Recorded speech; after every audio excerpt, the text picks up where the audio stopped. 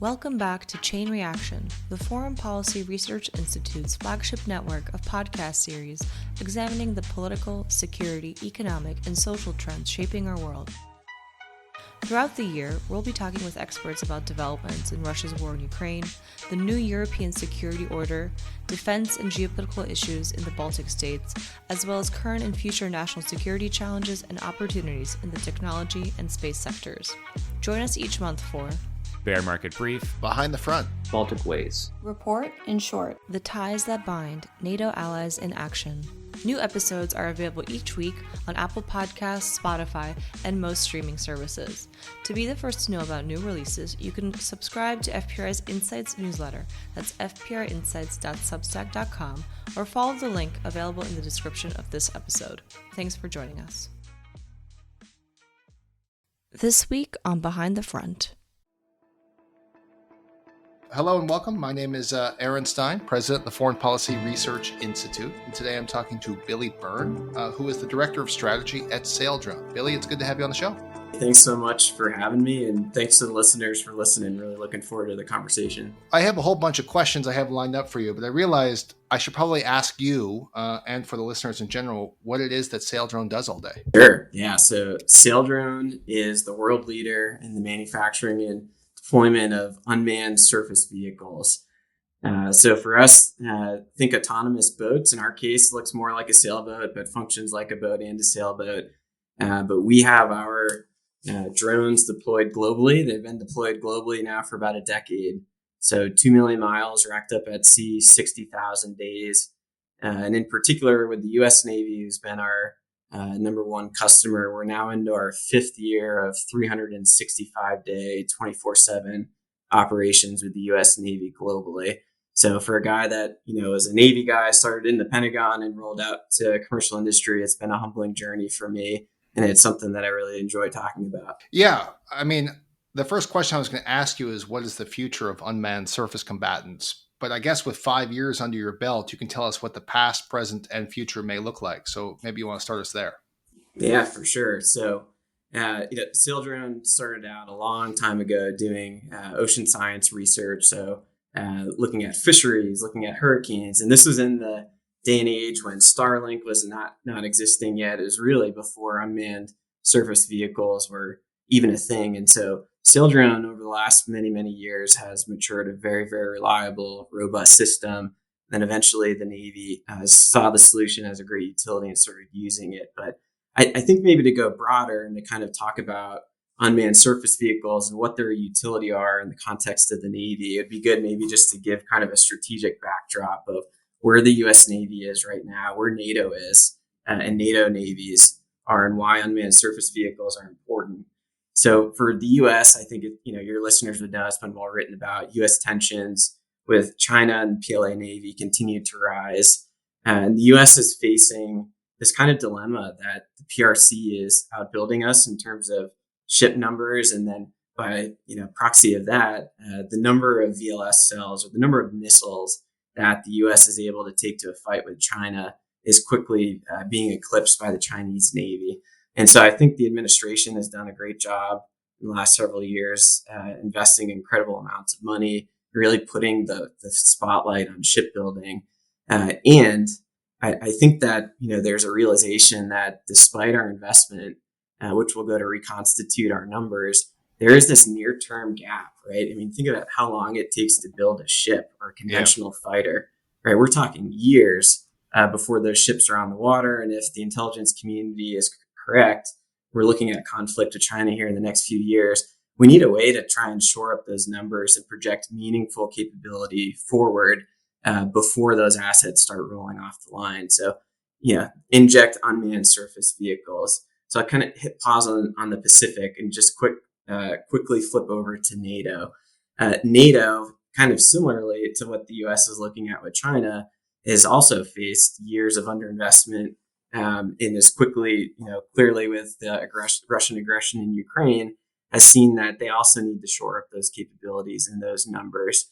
And then again is faced with this dilemma of, despite investment, we're faced with this near-term capability gap. And then I think I'll kind of cap the kind of strategic backdrop with what everyone looks to when we start talking unmanned, which is the Black Sea. And in the Black Sea, we've seen the Ukrainians show really what the value proposition is for unmanned in general, but certainly for unmanned surface vehicles. And that is in a time where a Navy is facing a much larger, more sophisticated, more capable conventional Navy, unmanned surface vehicles provide you the ability to strike that Navy and deliver meaningful effects in lieu of or in lack of other conventional assets. So to kind of sum that up, in the Pacific, you have the U.S. Looking for a near-term capability. You have the same thing in NATO, looking for the ability to deploy meaningful capability forward without conventional assets. In the Black Sea, you have a perfect example with Ukraine of how you can do that using unmanned systems. So that is really driving, I think, the market energy around unmanned surface vehicles is certainly what's driving our direction here at Saildrone. So you described three very different seas or oceans, right? You're talking about the Pacific, where distances are just so vast. I think it's really hard to actually conceptualize just how big that part of the globe is. What I suspect when you mean by NATO is the Atlantic, right? So maybe the North Atlantic. And then you have the Black Sea. The ocean in general is just a very punishing place. So what may work in the Black Sea, probably doesn't work in the Pacific and may not work in the Atlantic. So how are you thinking about sort of the challenge of saltwater in great distances with how you conceptualize your products? The ocean is a punishing place, and certainly any sailor knows that. And I think that you also point out something that's really important and doesn't receive a lot of light. And that's that it's not enough just to look at a particular unmanned capability and kind of give a value assessment to it. You need to evaluate that capability in the context of the mission it will be deployed in the theater it will be deployed in, and what the logistics are behind it. So let's take kind of the Black Sea as an example. So the Ukrainians have been, again, very effective in striking a conventional force offshore at distances, let's say within 200 nautical miles. Most of those attacks have emanated or started from the land, right? The Ukrainians fighting off of their home turf. I think when you take that, extrapolate it, and move it over to the Pacific, you see some different challenges. So in the Pacific, as you noted, even from Guam, 750 nautical miles to get to the Philippine Sea. And if you're talking about mainland United States over to the Pacific, we're talking 1,500, if not 2,000 nautical miles. And so really, what's the difference there? It's that unmanned surface vehicles that will be used by the United States Navy in that theater will need to commute to the fight. They'll need to get there. And I think when you look across the landscape of vehicles that are able to do that distance, survive, endure, and then deliver a punch, the list of assets that can meet that criteria is very, very limited. I'd say at Saildrone, to speak to our experience, our vessels have been used in an environmental context through Cat 4 hurricanes, really punishing sea states. They've circumnavigated the Antarctic. We've collected all these data. What has that taught us? Well, it's taught us how to build a vessel and then also how to make it endure. And so if you just think about endurance of anything on the water, there's kind of two primary variables that would tell you what the distance or the endurance is. Number one is the engine. Number two is the fuel tank, right? That's a pretty easy math problem to work out, to figure out how long that vessel will endure for. Saildrone, I think, is the only vessel that I know of, at least at the operational scale we deploy at, that adds a third variable, and that is the wing or the sail. And what that does is not only do you have the diesel power or solar power, you also have the ability to persist without the engine on, to loiter, to navigate to an operational area before you even engage the diesels. And then it also gives you the ability to get home or to continue the fight should you have some sort of mechanical failure, which, as all of us know, the only thing guaranteed with a mechanical system is that at some point it will fail. So I think fundamentally, Saildrone has been the only company and the only vehicle design that has changed that equation and added that other variable. And that's why we think it's a great system and a great capability for a fight in the Pacific. How does the sail actually function? I know how to sail, and so I imagine it's not made out of nylon because that would cause a lot of maintenance. My guess is it's a bit fancier than the laser I learned on, but I didn't actually sort of put two and two together. How does it actually function in addition to the diesels?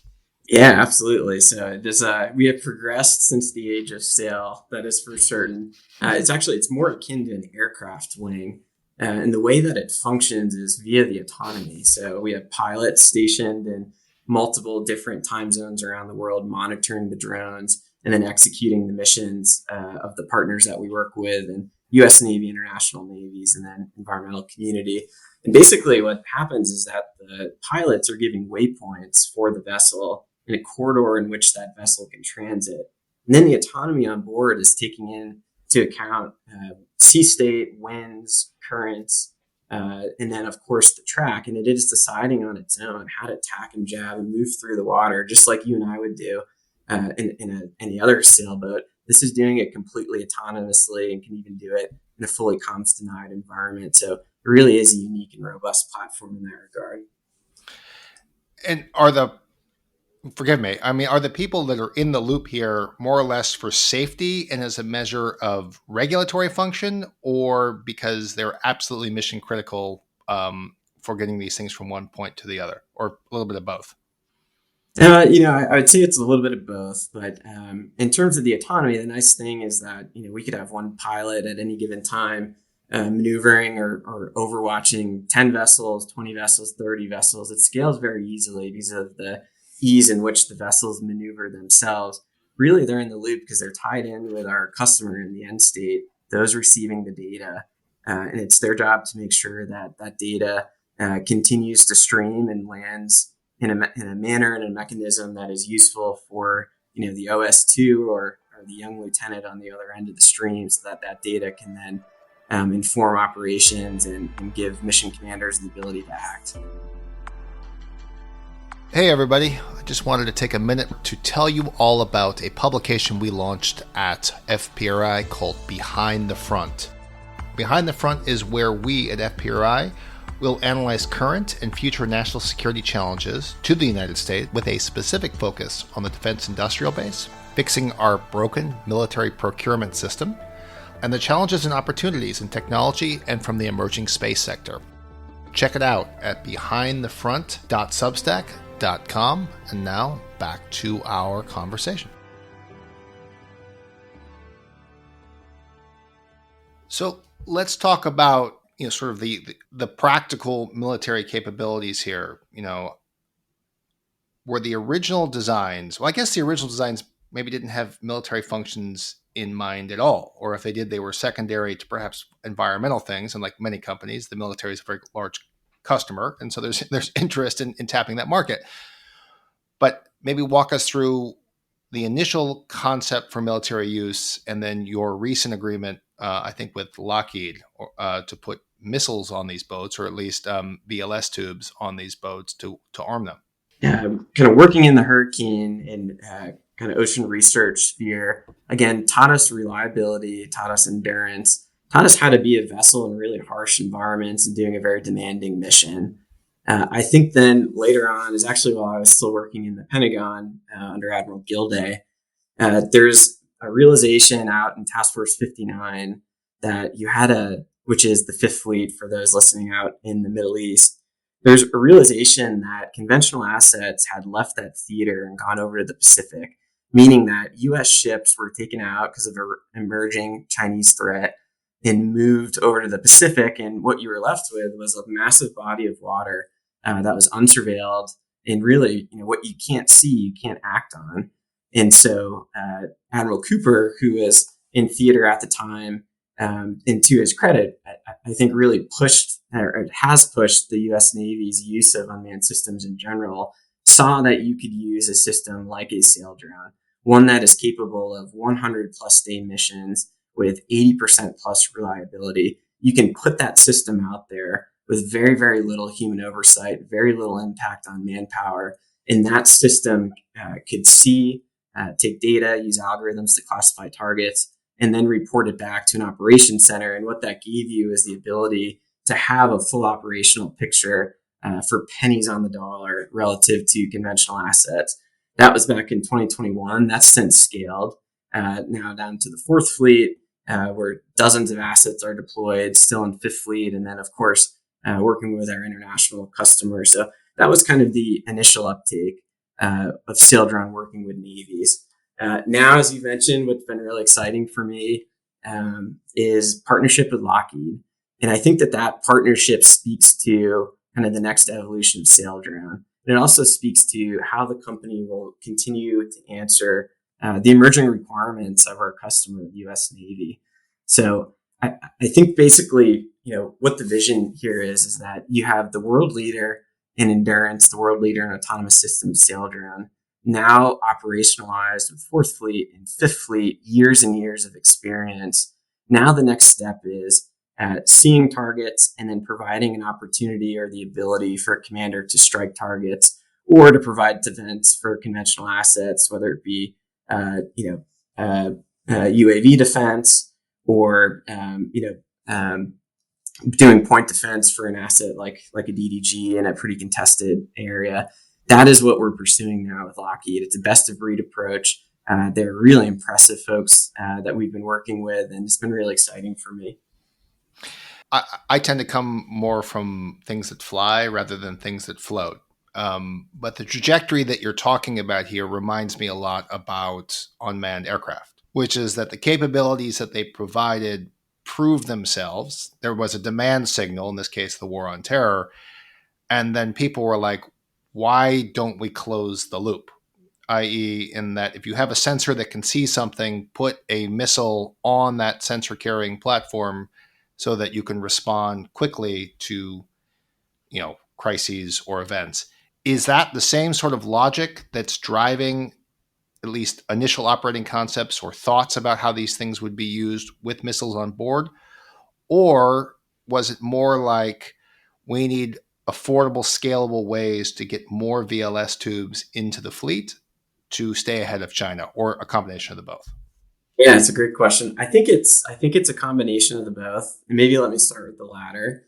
And really, I think that this is an important point, again, going back to this kind of comparison of the Pacific, NATO, and the Atlantic, and the Black Sea. I think one of the primary differences from the Black Sea to the Pacific is that a fight in the Pacific will likely need capability that is, let's say, an increase in capability from what we've seen in the Black Sea. And by that, I mean, I think that it's going to look more like conventional missiles and conventional means of electronic warfare going up a very robust adversary. Something that I look to that was maybe a competing narrative to what we've been seeing in the Black Sea is really in the Red Sea, where the U.S. has been going up against Houthi forces. And in that scenario, I think differently from the Black Sea, what you see is a conventional force that's gone up against hundreds of asymmetric threats, whether it be Shahed drones, ballistic missiles, anti-ship missiles, and you have a conventional force that is dominated in that regard. So what does that tell you, or what does it tell me? I think what it means is that what we've seen in the Black Sea has solidified this kind of cost curve, or the overall narrative that you can defeat a conventional force with unmanned drones and asymmetric capabilities. I think what it really does show, though, is that the punch that you deliver or the capability that you bring to that theater needs to be capable of actually landing the effect. And so to kind of get back to your question with Lockheed, what we see is that conventional missile systems will continue to be looked to in the preferred method of strike against some of these conventional assets that we might go up against in the future. Saildrone, being the world leader in endurance, having the proven ability to persist in a theater, comms denied environment, we think for the customer will end up being the preferred choice for delivering that capability to theater.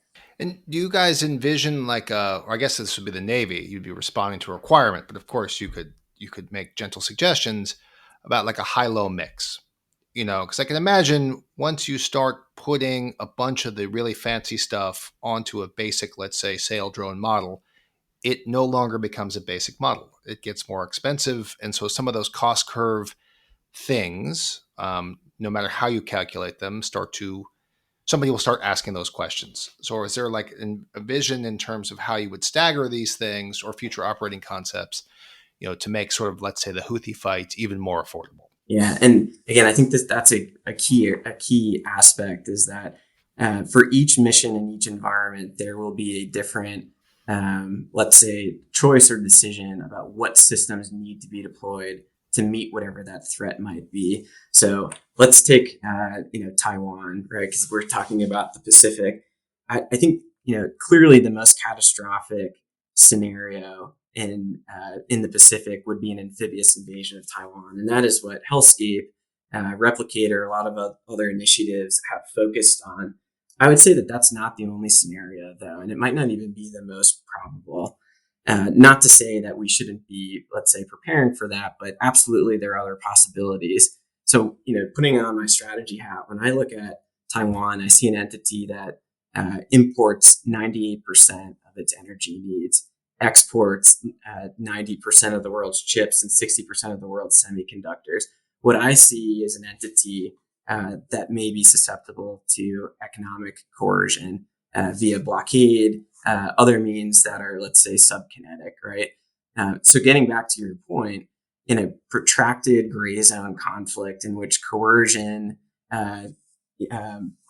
blockade, things of that nature may be the preferred choice of our adversary, what drones do we need in that scenario? I think probably not drones with a limited range of 300 or 400 miles. I think you need drones that can persist for months, if not years at a time. Drones that can be there surveilling undersea infrastructure, mapping the seafloor, kind of tracking threats, and then making sense of that environment. And so it really is a choice, I think, dependent on what the particular situation is. And Saildrone certainly has many capabilities that lends itself to all of the above. With that persistence, I do imagine that one of the main challenges that will actually be faced is not necessarily from the drone itself, but from the things on the drone that are susceptible to saltwater corrosion. Like a hub and spoke approach, to thinking about future deployment models, where they can loiter, they can spend a long time away, let's say from the harbor or the base, but they'll have to come home at some point, in order for, I guess, diagnostics and sort of sensor checks, rather than necessarily swapping out the crew. And again, here with Saildrone, I think this is a key utility for the wing, right? So most drones are limited again by that fuel tank, right? If the engine's not on, if the generator's not churning, then the drone is ineffective. Not so with Saildrone, and that really is a key patent of the technology. And I would say to your point about saltwater corrosion, the punishing kind of nature of the maritime, I think when you start thinking about deploying more sensitive payloads and systems, right, that kind of corrosion factor or that risk of having a mechanical failure becomes immense. And my question is, what onboard vessels gives you the confidence that they will be able to get home should you have that mechanical failure? And again, I think this goes back to the third variable that Saildrone brings to the table, and that is the ability to say, in the event of mechanical failure, or in the event that you want to run the fuel tank all the way to bingo in an operational environment, we will give you the ability to get that payload home. And I think that is extremely, extremely unique, and it's something that shouldn't be overlooked. So we're coming to the end here, and there's this tendency, particularly when you're talking about unmanned systems, to sort of talk about the future. Everything's going to be changing in the future. The future of warfare is changing. People perhaps overlearning the lessons from videos they watch about Ukraine or Nagorno-Karabakh or Syria, sort of choose your own example. But you're in this business on a day-to-day basis, and the Navy is actively looking and perhaps struggling to increase the amount of ships that the U.S. can build and sustain per year. There is clearly a lane for these types of products or platforms. So what is the future? As you think about this, what are the opportunities that are perhaps on offer?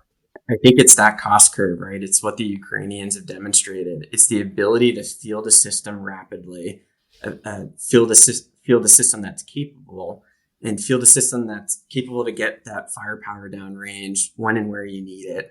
And for me, I think kind of the three, let's say, values that will be most applicable in the future for these systems are 1, endurance, 2, survivability, and 3, punch. You need to be able to endure the distance, right? You need to actually make it into theater.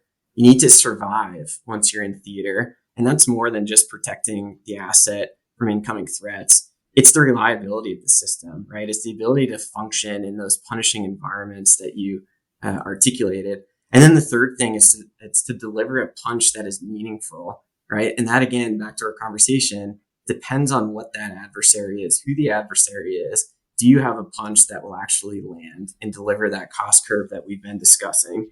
I'd say Saildrone's delivering all three. Endurance, clearly world leader. Survivability is something that we've been working on for a very long time in the form of reliability. And then finally, punch. And that is what this partnership with Lockheed represents for us. It's something that we'll be moving towards. And we hope it'll be a good asset for the U.S. Navy and international navies going into the future. Is there anything that we should be on the lookout here? People listening to the podcast who get interested and want to find some news. I mean, when I reached out to you to do this podcast, I didn't know that you guys were on the precipice or perhaps already had signed an agreement with Lockheed to talk about missiles. So we're going to get a test or something we can all look forward to? Well, I will tell you that there are very interesting times ahead for Saildrone. I am certainly excited. I think maybe the teaser I'd leave you with is that Saildrone has shown over the years that the technology scales, and the bigger it gets, the better it gets.